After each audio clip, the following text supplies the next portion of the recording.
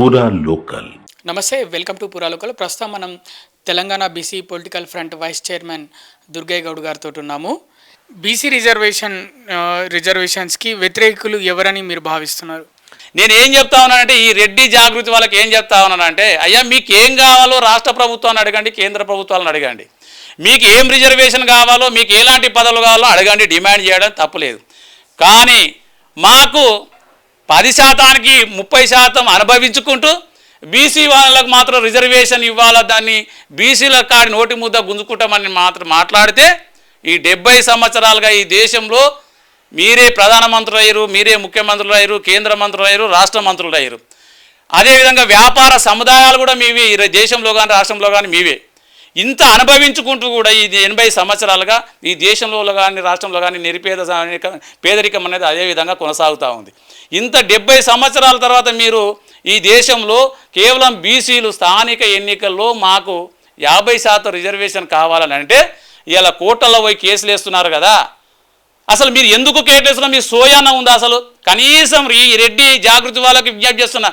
నిన్న ఒక press statement ఇచ్చాడు ఆయన, మాధవరెడ్డి అంటే ఆయన, మేము లేకపోతే బీసీలు మనగడే ప్రశ్నార్థకం అన్నాడు. అరే బాబు, ఒకసారి గుర్తించాలి, ఈ రాష్ట్రంలో ఎన్నికలప్పుడు మీ నాయకులు పెట్టేటటువంటి ఏదైతే ఉందో కళ్ళు కాంపౌండ్ల దగ్గర డబ్బులు, వైన్ షాపుల దగ్గర డబ్బులు, బార్ల మీద డబ్బులు, రియల్ ఎస్టేట్ చేసేటోళ్ళు తన డబ్బులు, ఈ కన్స్ట్రక్షన్ చేసేటోళ్ళ డబ్బులు, ఏ వ్యాపారం చేసేటోని కూడా వదలకుండా పీడించి పిప్పి చేసేసి ఎన్నికల సమయంలో డబ్బులు వసూలు చేసేది మీ యొక్క నాయకులు.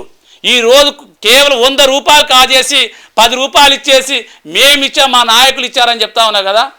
ఒక్కసారి ఆలోచన చేయి, ఏ సంఘానికి డబ్బులు ఇచ్చారు, ఏ సంఘం మీ వల్ల మీ దయాదాక్షణల మీద బతుకుతూ ఉంది.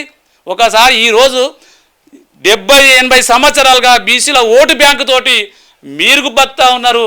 ఈరోజు మంత్రి పదవులు మీరు అనుభవించారు, ఈరోజు ముఖ్యమంత్రి పదవులు మీరు అనుభవించారు తప్పితే ఎక్కడ కూడా బీసీలు దీంట్లో మీద లేరనే విషయాన్ని మాధవరెడ్డితో పాటు మిగతా వాళ్ళకి చెప్తా ఉన్నాం.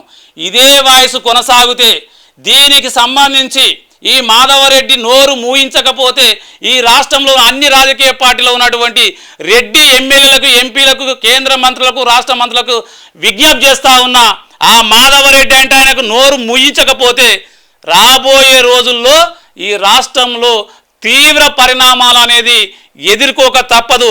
మేము మళ్ళీ చెప్తా ఉన్నాం, మీరు నిజంగా మీకు చిత్తశుద్ధి ఉంటే ఇంత చెప్తా ఉన్నాడు కదా మాధవరెడ్డి, మీ బీసీల ఓట్లు మాకు అవసరం లేదని చెప్పేసి వాళ్ళ నాయకులతోటి ప్రకటించమని చెప్పు. ఆ రోజు చెప్తాను మాధవరెడ్డి యొక్క చిత్తశుద్ధి ఏందో అప్పుడు బయటపడుతుంది. మీ నాయకులను ప్రకటించమని చెప్పు, బీసీ ఓట్లు మాకు అవసరం లేదు, మా ఓట్లు మేము వేసుకొని మేము అధికారంలోకి వస్తామని ప్రకటించమని చెప్పు.